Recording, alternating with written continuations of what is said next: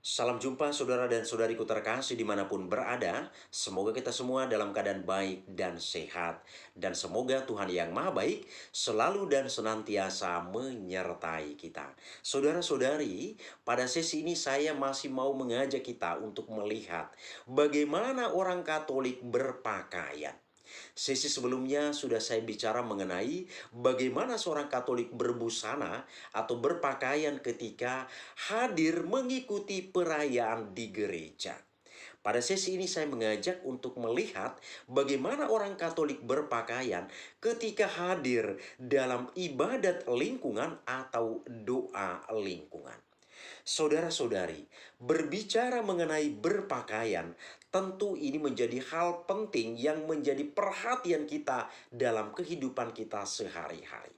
Kita lihat misalnya seorang anak muda yang ingin atau mau bertemu dengan kekasih hatinya, dia tentu memperhatikan baju yang dia gunakan, celana yang dia gunakan, itu sudah sesuai atau belum? Sepatu lagi yang dia gunakan sudah cocok atau belum? Kalau belum cocok, maka dia akan mencari pakaian yang lain untuk digunakan. Demikian juga seorang gadis ketika ingin bertemu dengan kekasih hatinya, dia tentu memperhatikan bajunya, celana yang dia gunakan, make up yang dia pakai sudah sesuai atau belum. Itu yang kita lihat saudara-saudari. Nah, hal lain misalnya seorang yang mau ikut tes masuk dalam sebuah perusahaan besar. Tentu cara berpakaian orang tersebut pun akan menjadi perhatian.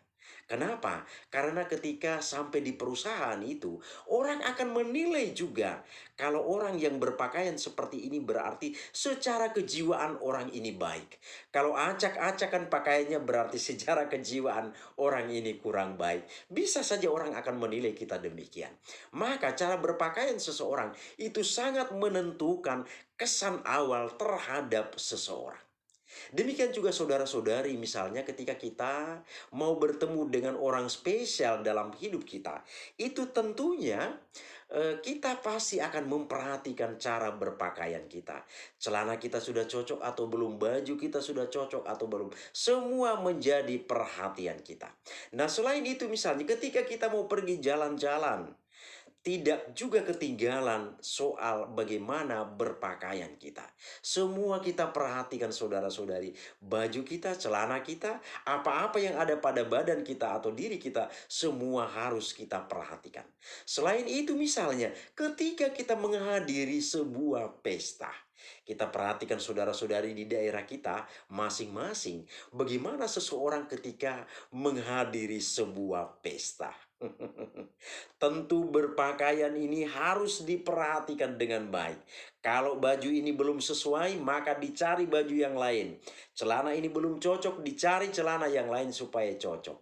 Sudah dicoba celana dan baju yang baru, itu pun belum cocok, maka dibongkar lemari lagi untuk mengambil pakaian yang lain. Inilah realitas yang kita temukan dalam kehidupan kita sehari-hari. Nah, saudara-saudari, inilah fenomena yang kita temukan, kita alami dalam kehidupan sehari-hari. Sekarang kita coba melihat bagaimana doa lingkungan atau ibadat lingkungan kita.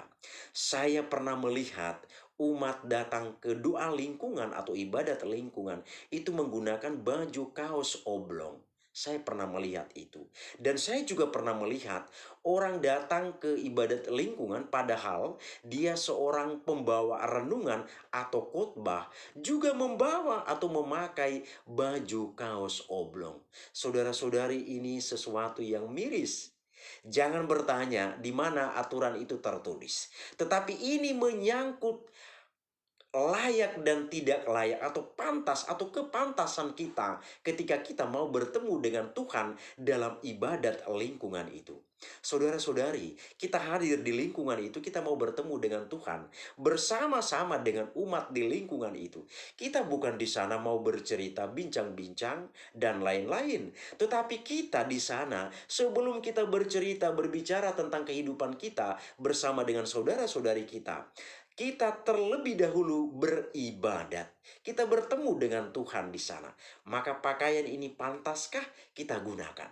Nah, sebelum sampai ke sana saya mengajak kita untuk melihat bagaimana kitab suci dalam kehidupan kita. Karena ini sorotan kepada pembawa renungan atau pembawa khotbah.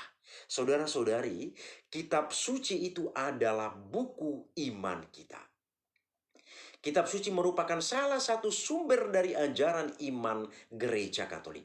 Kita ketahui ada 3 sumber ajaran iman gereja Katolik. Yang pertama adalah kitab suci, yang kedua adalah tradisi-tradisi suci, dan yang ketiga adalah magisterium gereja. Inilah 3 sumber ajaran iman gereja Katolik.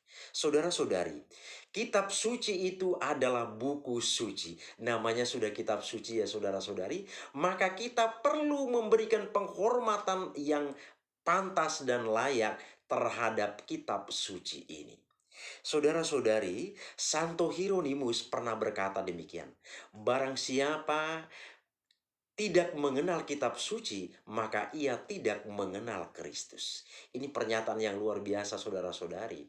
Bahwa dengan kita membaca kitab suci, kita akan mengenal Yesus di dalam kitab suci itu. Saudara-saudari, saya sering mengatakan kepada para lektor dan lektris ketika hendak bertugas dalam perayaan-perayaan di gereja, saya selalu katakan, berlatihlah dengan baik. Berlatih dan terus berlatih untuk bacaan tersebut. Kemudian ketika perayaan itu mau dilangsungkan, setengah jam sebelum perayaan itu, lektor atau lektris demikian juga para petugas yang lain sudah hadir di gereja. Untuk apa saudara-saudari? Sehingga dapat mempersiapkan diri dengan baik, memiliki ketenangan secara mental, rohani, dan lain-lain. Mempersiapkan diri di sana. Jadi para lektor dan lektris ini selalu saya ingatkan demikian, bahwa harus mempersiapkan diri dengan baik. Termasuk juga memperhatikan cara berpakaian dan lain sebagainya. Maka di sana para lektor dan lektris itu mereka cara berpakaian mereka itu baik.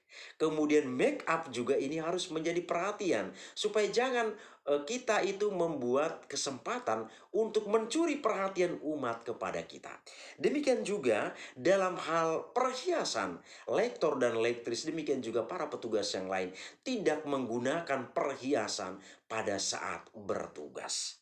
Saudara-saudariku terkasih, kembali kepada pembawa renungan atau pembawa khotbah dalam ibadat lingkungan. Tadi saya katakan para lektor-lektris harus mempersiapkan diri dengan baik. Karena saya selalu menekankan bahwa melalui saudara dan saudari, Tuhan berbicara kepada umat. Maka siapkanlah diri Anda dengan baik. Itu selalu saya pesankan kepada para lektor dan para lektris. Ini selalu saya pesankan. Karena saya seorang pegiat liturgi. Saudara-saudari terkasih, kembali kepada pembawa renungan atau pembawa khotbah. Lektor atau lektris melalui dia atau melalui mereka, Tuhan berbicara kepada umat. Maka mereka mempersiapkan diri, baik penampilan fisik maupun materi yang akan dibacakan. Apalagi seorang pembawa renungan atau pembawa khotbah. Bagaimana seorang pembawa khotbah atau renungan tidak mempersiapkan diri dengan baik, terutama penampilan secara fisik atau lahiriah. Jangan kita katakan Tuhan tidak pernah melihat penampilan fisik kita. Tuhan selalu melihat apa yang ada di dalam hati kita. Betul, itu tidak salah. Tapi penampilan fisik atau lahiriah kita itu sangat mendukung bagaimana mental kita terhadap sesuatu yang akan kita lakukan. Saudara-saudari, ada umat yang pernah bertanya demikian kepada saya. Bang, bagaimana kriteria seseorang pengkhotbah atau pembawa renungan dalam hal berpakaian? Apa kira-kira ketentuan yang ada di dalam gereja kita? Saya katakan bahwa di dalam gereja kita, apalagi berhubungan dengan doa lingkungan, tidak ada diatur di sana bagaimana seorang pengkhotbah atau pembawa renungan itu berpakaian, tetapi sekarang menyangkut kepantasan dan kelayakan. Lalu saya tanya, ada apa kira-kira? Lalu dia katakan, di tempat kami bang, pengkhotbah atau pembawa renungan itu pernah pakai baju kaos oblong dan celana training. Baju kaos oblong dan celana training. Saudara dan saudari, ini miris saudara-saudari. Kita hadir di sana saja diharapkan umat itu tidak menggunakan baju kaos oblong karena kita mau bertemu dengan Tuhan bersama dengan umat yang ada di sana. Apalagi seorang pengkhotbah atau pembawa renungan. Pantaskah menggunakan celana training dan baju kaos oblong? Kita bukan berolahraga pada saat doa lingkungan itu, saudara-saudari. Tapi melalui kita, Tuhan berbicara kepada umat. Bagaimana kita bisa memiliki kepantasan dalam hal ini? Mau bagaimanapun persiapan materi itu sangat baik pun akan kita bawakan khotbah atau renungan itu. Tapi penampilan fisik kita demikian, umat pasti akan punya kesan yang tidak baik. Dan umat pasti akan memilih atau tidak terganggu konsentrasi mereka pada saat atau di dalam ibadat itu. Yakinlah saudara-saudari, umat konsentrasinya sudah terganggu. Apalagi kita sebagai pembawa renungan atau pembawa khotbah, kita akan berdiri membacakan kitab suci. Kita berdiri membacakan kitab suci. Kemudian kita menyampaikan khotbah atau renungan. Ketika kita berdiri, seluruh umat yang ada di dalam rumah atau tempat itu, semua umat akan memperhatikan kita. Bayangkan kita menggunakan celana training, baju kaos oblong, dan kita membaca kitab suci, lalu kita membawakan khotbah. Ini saudara-saudari, coba saya mengajak kita untuk merefleksikan ini. Ini pantaskah? Maka di konten ini, di judulnya saya buat, menggunakan celana training dan baju kaos oblong, membawakan renungan atau khotbah, pantaskah itu? Ini menjadi sebuah perhatian bagi kita saudara-saudari. Memang ini tidak tercatat, tidak tertulis bagaimana seorang pengkhotbah atau pembawa renungan berpakaian. Tapi ini menyangkut layak dan tidaknya, pantas dan tidaknya. Bagaimana kita bertemu dengan orang biasa saja, kita berpakaian yang begitu luar biasa, kita menjaga kerapian berpakaian kita. Ini kita bertemu dengan Tuhan dan kita menyampaikan firman Tuhan kepada umat yang hadir di situ. Saya yakin umat yang hadir di situ sudah banyak yang mengeluh di dalam hati. Di antara mereka sudah saling bisik satu dengan yang lain. Lihatlah pengkhotbah itu berpakaian. Dan dengan itu apa yang kita katakan pasti sudah mengurangi perhatian dan kekusyukan umat di dalam ibadat itu. Maka saudara dan saudariku terkasih dimanapun berada, selain pembawa renungan atau khotbah, umat juga diminta pada saat doa lingkungan, gunakanlah pakaian yang pantas. Jangan kita menggunakan baju kaos oblong kemudian celana training pada saat doa lingkungan, tapi gunakanlah pakaian yang pantas. Apalagi seorang pengkhotbah, pembawa renungan, gunakanlah pakaian yang pantas saudara-saudari. Paling tidak baju kaos pun itu, tapi kaos yang berkerah. Atau kemeja lah yang dipakai, atau batik lebih baik lagi. Yakinlah saudara-saudari, dengan berpakaian yang baik, berpakaian yang pantas, kita punya kepercayaan diri yang baik juga pada saat kita membacakan Injil, demikian juga kita menyampaikan renungan atau khotbah kepada umat. Mari saudara-saudari menjadi perhatian kita, sama-sama kita saling mengingatkan karena ini menyangkut kelayakan kita dan juga kita dengan kehadiran kita, tampilan kita, kita mengantar umat beriman itu untuk punya konsentrasi yang baik bertemu dengan Tuhan di dalam ibadat itu. Semoga bermanfaat bagi kita. Terima kasih, Tuhan memberkati.